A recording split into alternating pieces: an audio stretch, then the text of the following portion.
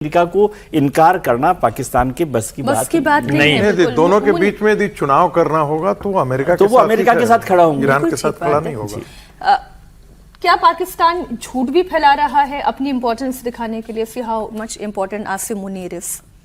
नहीं, वो खबर जो जिस हिसाब से की गई उसके बाद पाकिस्तान का उसमें बयान आया, लेकिन मुझे लगता है कि शायद नेतन्याहू की ऐसी कोई मंशा नहीं होगी, क्योंकि अगर नेतन्याहू की ऐसी कोई मंशा होती तो मोसाद क्या कर रहा है ये कभी किसी को भनक नहीं लगता। ये घटना घटने के बाद पता पड़ता जब जांच होती ये बात उसके पहले कभी खबर नहीं लगती इस तरीके से कि इतने बड़े व्यक्ति को मारने की योजना इतने आसानी से पाकिस्तानियों को पता पड़ जाती है और पाकिस्तानी धमकी देते कि इजराइल का हम नामो निशान मिटा देंगे, हम परमाणु बम गिरा देंगे। ये सब अपने आप को महत्व देने की बात है। काम हो जाने के बाद पता चलता है कि मोसाद ने कर दिया। क्यों करेगा इजराइल? क्यों पाकिस्तान से एक नया पंगा खड़ा करेगा? इजराइल को अगर ये वार्ता रुकवानी थी तो इजराइल तो ईरान पे बमबारी कंटिन्यू रखता, किसी उनके बड़े नेता को मार देता, जिससे पीस टॉक कंटिन्यू होती।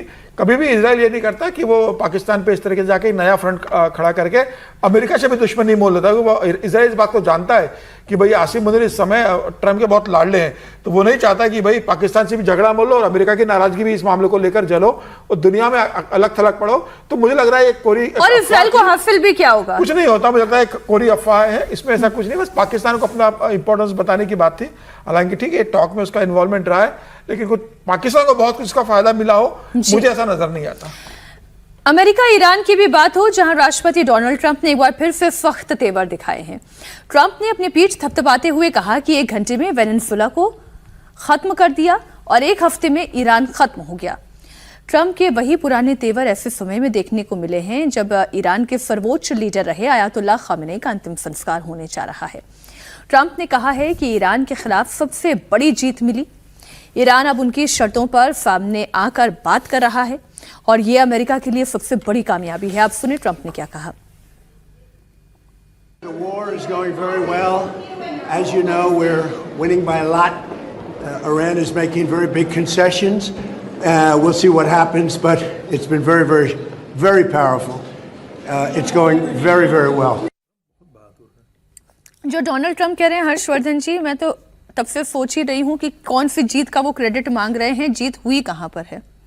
नहीं देखिए, ट्रंप जो है ना, सचमुच ट्रंप के ऊपर अब तो केस स्टडी का समय आ गया है और हो सकता है कि दुनिया के बड़े विश्वविद्यालय इनके चरित्र पर, इनके मिजाज पर, इनके जो बोलने का अंदाज है, इनकी जो धमकियां देने का अंदाज है, धमकियों के बाद लौट आने का अंदाज है, फिर आई लव यू टाइप का जो अंदाज है, फिर माय डियर फ्रेंड कहने का अंदाज है, वेनेजुएला के लिए बोला ना आज माय न्यू फ्रेंड। हाँ, वेनेजुएला के लिए डील से सब हो जाता है। भूकंप आ गया क्या? तो वो सब जो है, तो मुझे लगता है कि ट्रंप बड़ा जिसको कहते हैं कि उस कुर्सी पर वो बैठे हैं जिसके पास बहुत से ऐसे प्रिविलेज हैं। वो प्रिविलेज जो कहते हैं ना, उससे बनी हुई पर्सनालिटी है और वो पर्सनालिटी बार बार, जैसे अब तो नहीं होता, अब तो कम होता है, कभी कभी हो जाता है। पहले क्या है कि बार बार लाइट आती जाती थी, ट्यूबलाइट जो है फ्लिकर करती थी, तो कई बार तो चोक जाके ऐसे से करना पड़ता था।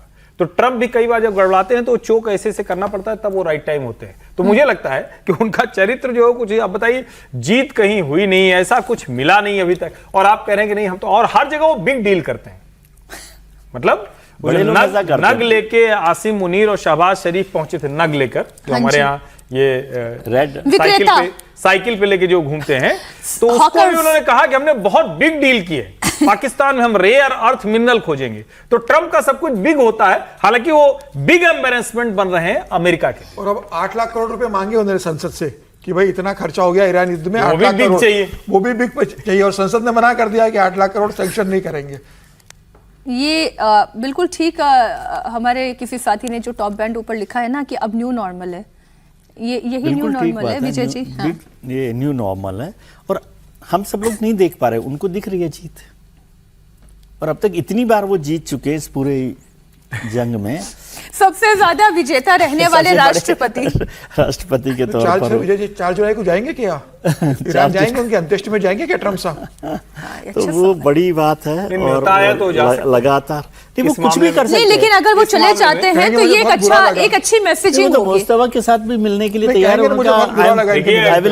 अगर उनकी कंपनियों को इजाजत मिल गई होगी तो वो जाएंगे। उसमें एक लाइन की बात, अगर अमेरिकी कंपनियों को तेहरान में अपना पांव जमाने का मिलेगा तो बिल्कुल जाएंगे, और जो स्टेट फ्यूनरल है उसमें वो शामिल होंगे। Sir quick comment. शामिल तो नहीं होंगे वो, करके सब कोई भी और बात नहीं- बहुत भरोसे के साथ मत कहिए ट्रम्प साहब को। और नहीं उन्हें खुद ही भरोसा नहीं। और नहीं मैं जो एक बार कमिटमेंट कर बिटू देता बम्बर हूं। लेके जाएंगे। नहीं, लेकिन ईरान उनको जी। न्योता भी नहीं भेजने जा रहा है। असली यही मूल बात यह है, और इसलिए नहीं बोल रहा है कि ऐसा यदि ईरान कर दिया तो ईरान की जनता जो है उन्हीं को पहले, जो न्योता भेजने वाले हैं उन्हीं को कूटेगी। तो ये संभव होने वाला नहीं है। लेकिन एक बात तो सही है कि ट्रंप अविश्वसनीय है, अनप्रेडिक्टेबल है, और ये उनकी अपनी जनता के लिए भी वो एम्बैरेसिंग के पात्र हो गए हैं। अमेरिका डेमोक्रेसी जिसके कहा जाता है कि भाई बहुत मैच्योर डेमोक्रेसी है, कई बार लोग सवाल खड़ा करते हैं कि कैसे हमने चुन लिया।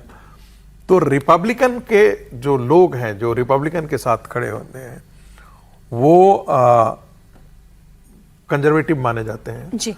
अब कंजर्वेटिव में उन्होंने इतना अच्छा सितारा दिखाया, इतना अच्छा कुछ भविष्य दिखाया, मागा जिसे हम कहते हैं कि मेक अमेरिका ग्रेट अगेन, ये इतना बड़ा उन्होंने तस्वीर दिखाई कि उसके पीछे वो होली है। अब अमेरिका को महसूस हो रहा है, अमेरिकन में रिपब्लिकन्स को भी अब महसूस हो रहा है। इसलिए आपने देखा होगा कि ट्रंप की रेटिंग कभी भी ऊपर नहीं गई, आ पाई। हमेशा नीचे खिसक रही है, चाहे युद्ध हो या युद्ध के बाद हो। सर, डोनाल्ड ट्रंप ना इससे पहले अमेरिका का कोई ऐसा राष्ट्रपति हुआ और ऐसी नज़ीर उन्होंने खड़ी कर दी है, आने वाले वर्षों में भी ऐसा कोई राष्ट्रपति होगा ये कहना मुश्किल है।